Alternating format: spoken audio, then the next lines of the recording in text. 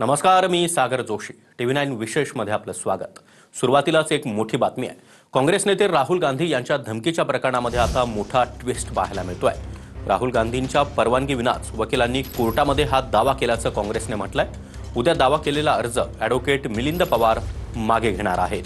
तर राहुल गांधी यांच्या वकिलांनी कोर्टामध्ये मोठा दावा केलेला होता. सावरकर यांच्या संदर्भात केलेल्या वक्तव्यावरून राहुल गांधी यांच्या जीविताला धोका आहे. आता तुम्ही ह्या विषयात काय अपडेट आहेत याबद्दल? त्यामध्ये असं झालं की ही जी केस आहे हिस्टॉरिकल सगळे मुवमेंटवर डिपेंड आहे.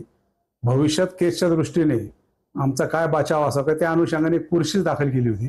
पण आमची दिल्ली बाकीच्या लिगल टीम चर्चा झाली तर ह्या स्टेजला ते पुरशीच आपल्याला काही दाखल करायची नाही आणि म्हणून आपण ती विड्रॉ करायचं ठरलं. तर उद्या सकाळी मी कोर्टात जाऊन ती केस ती पुरशीच विड्रॉ करणार आहे.